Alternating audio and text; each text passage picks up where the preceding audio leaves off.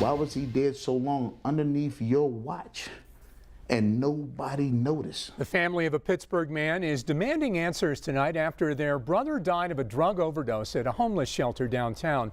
And they're angry because their loved one wasn't found for days when the smell of death even began to permeate his entire floor. And Channel 11's Angie Moreski is following this developing story, and she joins us now live from the shelter downtown. Angie, what can you tell us? Well, Susan and David, we are here live outside of the Wood Street Commons, which is a homeless shelter and a safe house right here in downtown Pittsburgh. It is at the corner of Wood Street and 3rd Avenue, right across from Point Park University, if you know where that is. And early yesterday morning, 38-year-old Jamal Hardy, who was a resident here at the facility, was found dead in his room of an apparent drug overdose. But his body had apparently been there for days. I really didn't know how I was controlling myself, but my daughter said I completely lost it.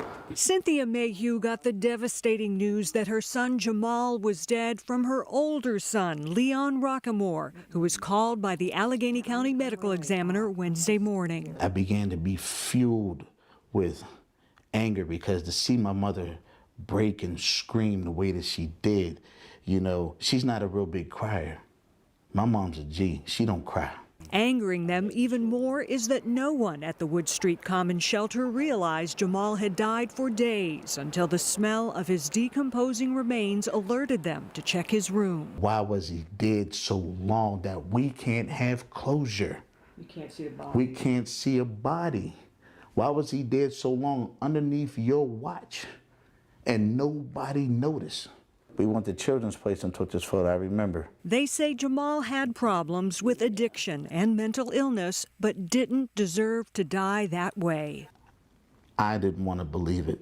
I'm torn, I was hurt, I'm upset. The Wood Street Commons is a 32-bed facility that takes in the homeless and people with drug addictions. Rockamore says he worries that they are not doing enough to help. You're just making it safer for them to do drugs, safer to become worse. So this here, the Wood Street Commons, is Pittsburgh's largest crack house, sitting right in the smack dead middle of downtown Pittsburgh, underneath everybody's nose, and no one has done nothing about it. Now, I did try to go in and talk to the director here at the Wood Street Commons, and I also called several times. No one would come out to talk with us, unfortunately. I also contacted the Community Human Services, which is a nonprofit that gets county funding that runs this facility. Also have not heard back from them at this point. Meantime, Leon is telling us that he is going to make it his mission to make sure that his brother does not die in vain, that he wants more accountability and help for the residents who live here. Reporting live in downtown Pittsburgh, Angie Moreski, Channel 11 News.